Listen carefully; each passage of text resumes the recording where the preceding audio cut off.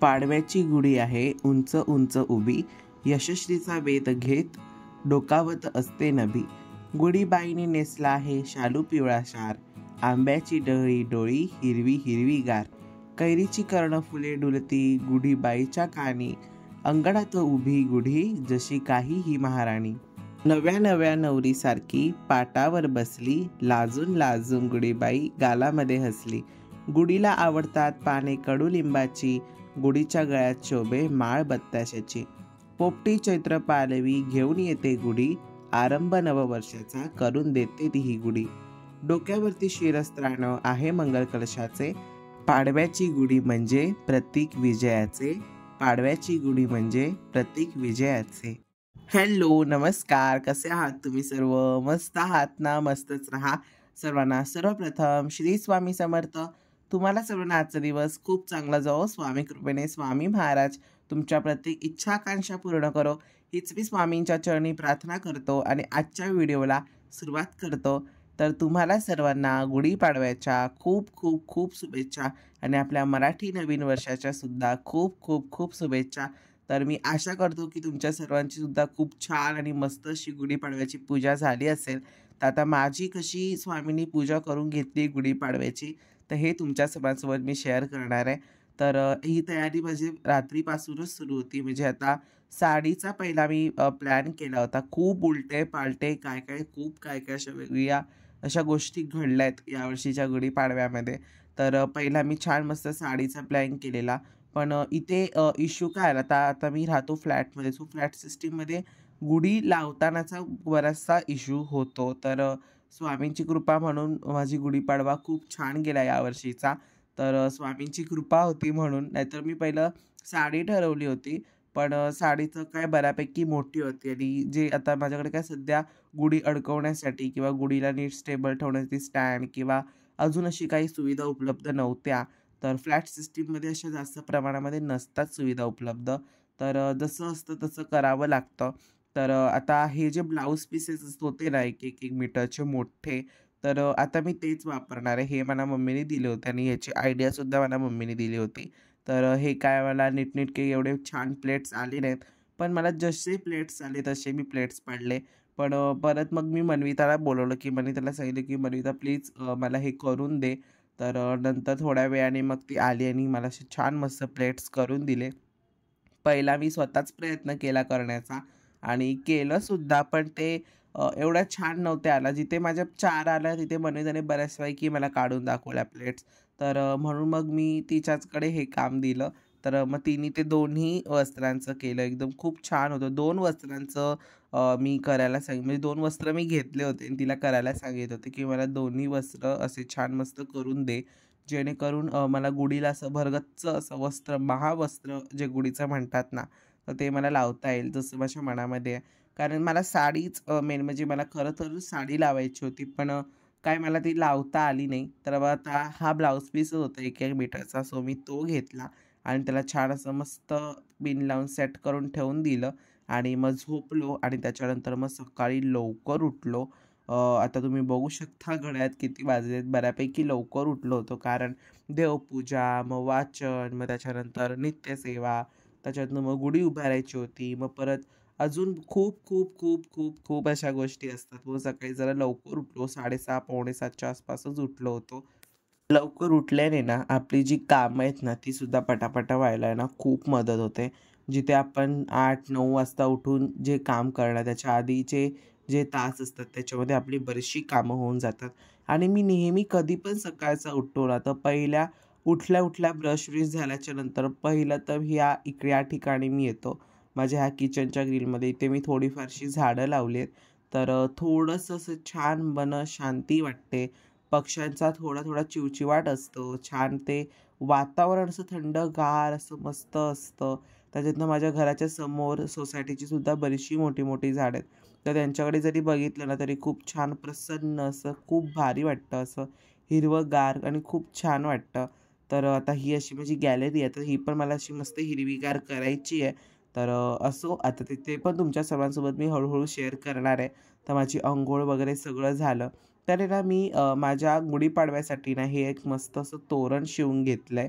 हा मी कपडा घरी होता, तर तो कपडा मी त्या काकींना दिला आणि त्या काकींनी एवढं सुंदर आणि इतकं मस्त मला तोरण शिवून दिलं, की तुम्हाला मी काय सांगू. मला प्रचंड हे तोरण आवडलं. प्रचंड म्हणजे प्रचंड मला तोरण आवडलं. जेवढं ते फक्त आता तुम्हाला दिसत असेल ते साधं, पण कॅमेऱ्यात एवढं ते कॅचअप करत नसेल, इतकं ते घराला असं सुंदर एक लूक म्हणतात ना, तसा देत होते. त्यांनी ते सेंटरला सुद्धा असं एक हूक लावलं पाहिजे होतं, पण तसं त्यांनी ते लावलं नाही. पण असो, असंच पण खूप ते सुंदर दिसतंय. मला तर प्रचंड आवडलं. त्याचा तर मी एकदम असा दिवाना झालोय. खूप म्हणजे खूप छान दिसतंय. आता त्याला आपण जेव्हा केव्हा लावून होतो नीटनेटकं असं इस्त्री करून वगैरे लावायचं. पण असंच पण त्यांनी खूप छान मला शिवून दिलंय. हे माझाच कॉन्सेप्ट डोक्यात आला, की आपण असं सुद्धा शिवूया.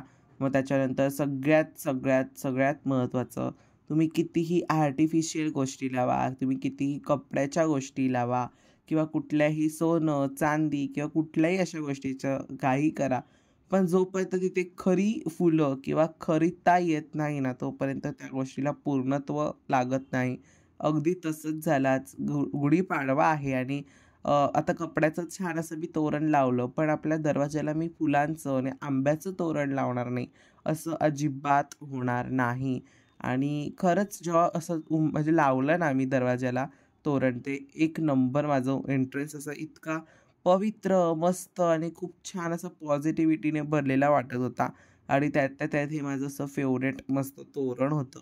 आणि जेव्हा आपल्या आवडीची अशी प्रत्येक गोष्ट होते ना, तेव्हा आपलं म्हणजे एक आपला जो चेंज असतो ना, तो खूप वेगळा होतो आणि खूप म्हणजे खूप भारी वाटतं बघा. तोरण आणि असं छान मस्त ते आपलं फुलांचं तोरण आहे, ते पण खूप छान दिसतंय. तर आता मी बाहेरचं उंबरठा वगैरे स्वच्छ सगळं पुसून घेतलं आणि त्याच्यानंतर तोरण वगैरे सगळ्या गोष्टी लावून घेतल्या, जेणेकरून मला खूप छान-छान पुढे-पुढे काय-काय करता येईल. मग त्याच्यानंतर मस्त रांगोळी काढली, उंबरठा पुसला, उंबरठ्याची पूजा केली, दिवे लावले आणि आता पहिली तर मी साधीच रांगोळी काढली, कारण इथे बराचसा मग इथेच जर मी वेळ दिला ना, तर मग पुढे देवांना वेळ देता येत नाही. त्याच्यानंतर मग मग पाऊण 1 तास मी तर देवच उजळवत होतो किंवा मग देवांच्या प्लेटी किंवा काय असो, तर त्या सगळ्या गोष्टी उजळवायच्या होत्या. तर मग त्या सर्व गोष्टी मी उजळवून घेतल्या आणि आज कसे दिसतायत स्वामी मला नक्की कमेंट्समध्ये सांगा. मी पुढे सुद्धा तुम्हाला दाखवलं एंडिंगला. आज स्वामींना छान असं मस्त मी वस्त्र घातलं होतं. खूप, खूप, खूप गोड दिसत होते आपले स्वामी. आणि त्यातल्या त्यात जर देव उजळवायचे म्हटले ना, तर त्याला बराचसा वेळ द्यावा लागतो. तर मला पाऊण 1 तास तर रफली जातात म्हणजे जातातच पाऊण 1 तास. एवढे सगळे देव मला उजळवावे लागतात. त्याच्यानंतर त्या प्लेटी, मग तांदूळ ह्या असं सगळ्या गोष्टी अशा ना शोधत राहाव्या लागतात. मग त्याच्यानंतर मग आता फायनली देवपूजा वगैरे सगळ्या गोष्टी उरकून घेतल्या आणि मग आता मला मांडणी करायची होती, की ती म्हणजे माझ्या गुढीची. तर आता मला गुढी उभारायची आहे, तर त्यासाठी आता मी चौरंग घेतला आहे. चौरंगावर एक पाट ठेवला आहे. कारण मला ना एक हाईट अशी हवी होती म्हणून मी ठेवला आहे. आणि त्याच्यानंतर हे बघा, हे एक जे वस्त्र आहे ना, तर हे पण एक वस्त्र मी त्या काकींकडनं शिवून घेतलं आहे. खूप, खूप, खूप छान शिवले त्यांनी. हा मी कपडा दिला होता, पण त्यांना मी माप दिलं होतं या चौरंगाचं, की या चौरंगाच्यानुसार तुम्ही शिवा. पण थोडंसं मोठं झालं आहे, पण प्रचंड सुंदर शिवले आणि जेव्हा असं असा सुंदर कपड्यापासून वेल्वेटचा कपडा आहे तो आणि असं खूप छान आणि मस्त शिवलं आहे. मला तर मी तर दिवानाच झालो आहे त्या वस्त्राचा. एवढं मला वस्त्र आवडलं स्वामींना सुद्धा आहे ना, ह्याच कपड्याचं मी वस्त्र शिवलं आहे. जे आता आता आपला जो प्रगट दिन आहे, तर आता बरीचशी वस्त्र मी शिवून घेतली आहेत स्वामींसाठी. तर तुम्हाला पुढे-पुढे समजतीलच मी कसं-कसं, काय-काय करणार आहे आणि काय-काय तुम्हाला सर्वांना स्वामींबद्दल भेटणार आहे माहिती. तर मग आता तिथे कुंडी पण ठेवून दिली, कारण कुंडीमध्ये आता मी करणार आहे. काही इथे काही ऑप्शन नाही. मी जसं की तुम्हाला मगाशी सांगितलं, इथे ऑप्शन हा प्रकारच इथे नाही आहे. फ्लॅट सिस्टीममध्ये हा नेहमीच ऑप्शन नसतो, की आपल्या नीटनेटकी गुढी अशी उंच टांगता येईल किंवा तिला नीटनेटकी ठेवता येईल, असं फ्लॅट सिस्टीममध्ये अजिबात नसतं.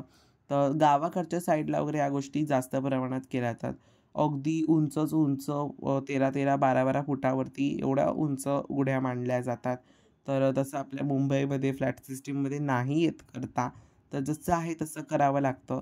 त्याच्यानंतर मग काल रात्रीच मी तयारी करून घेतली होती. ते म्हणजे कडुलिंबाचा पाला, त्याच्यानंतर आंब्याची पानं.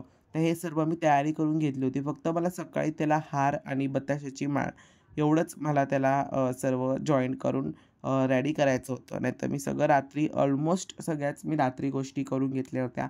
साफसफाईपासून सर्वच गोष्टी मी रात्री करून घेतल्या होत्या.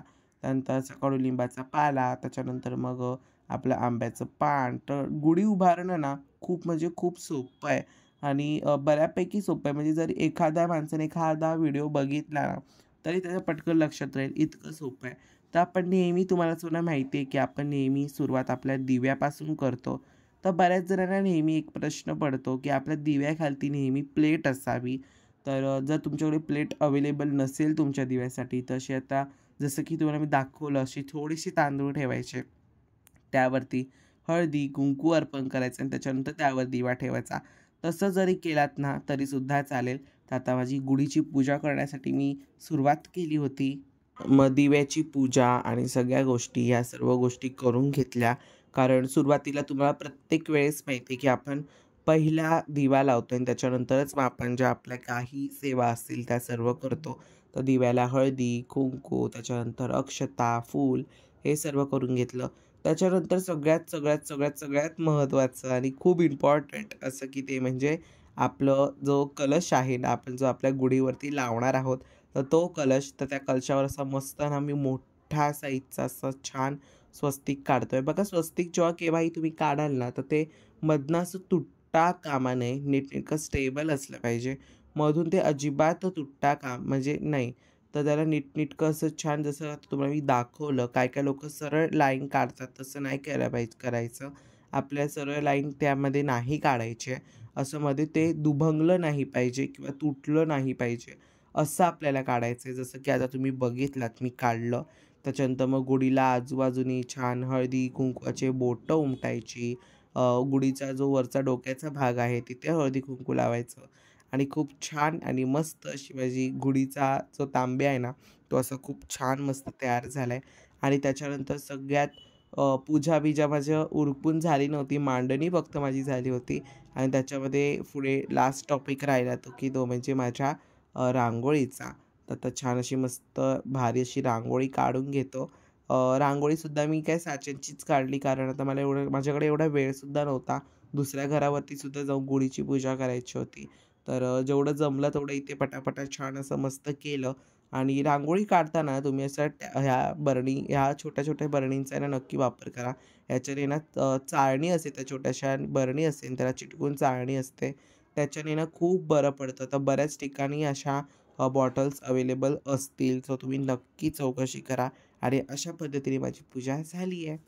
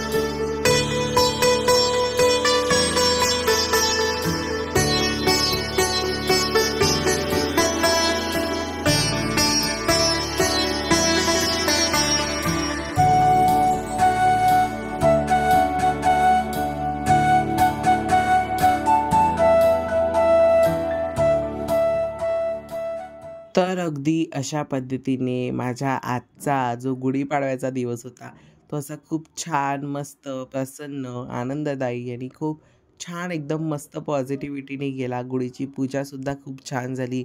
गुढीचे विसर्जनसुद्धा खूप सुंदर झाले. खूप म्हणजे खूप, खूप, खूप छान आजचा दिवस गेला. तर अगदी नेहमीप्रमाणे तुम्हाला जो व्हिडिओ आवडला असेल, तर व्हिडिओला लाईक करा, शेअर करा आणि सबस्क्राईब करा. पुन्हा भेटूयात अशा उद्याच्या एका नवीन व्हिडिओमध्ये. तोपर्यंत सर्वांना बाय आणि सर्वांना श्री स्वामी समर्थ आणि पुन्हा एकदा गुढीपाडव्याच्या खूप खूप शुभेच्छा.